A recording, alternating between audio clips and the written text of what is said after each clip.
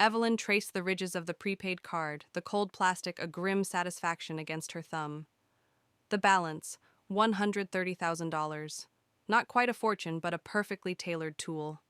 She had initially viewed it as Marcus's final pathetic act of control, a guilt-tinged bribe, money routed through her son's account to ensure she'd find it and, ideally, keep quiet.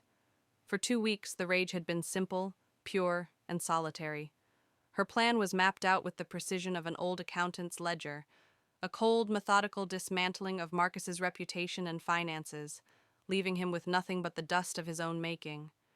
She was already executing step one, a deep dive into the transaction history, when the simple narrative fractured. She expected to see a transfer from one of Marcus's offshore trusts or a known front company. Instead, the $130,000 arrived in over a dozen small, meticulously anonymized transfers from various defunct, low-profile entities across 3 continents. This wasn't Marcus's work. It was too clean, too widely sourced, and entirely untraceable back to his current, high-profile operations.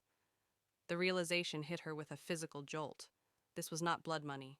It was bait.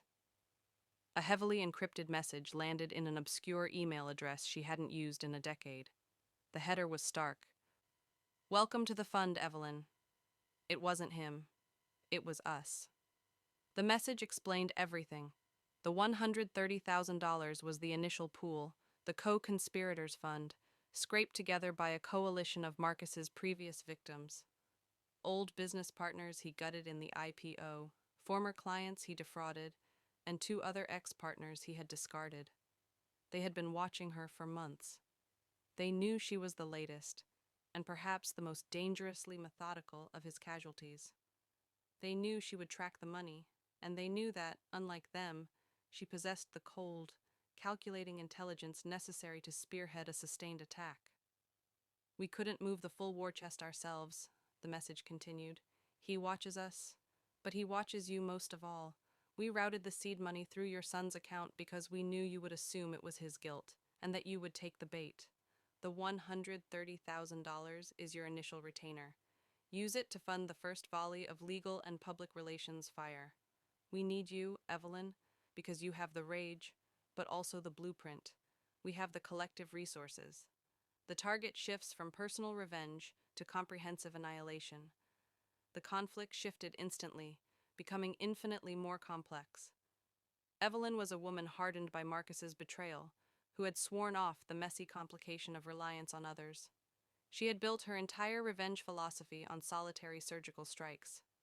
Now, she was being asked to trust a band of wounded strangers, people connected only by a shared betrayal, to pool their resources and coordinate a multi-front campaign.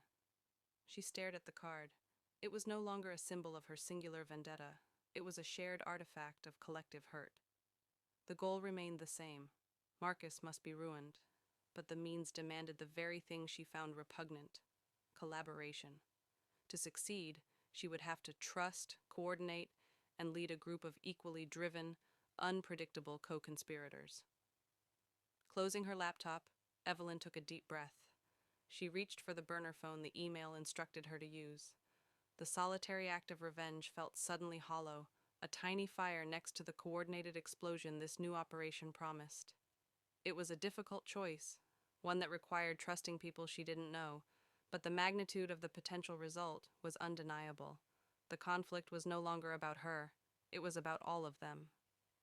"Send coordinates," she typed.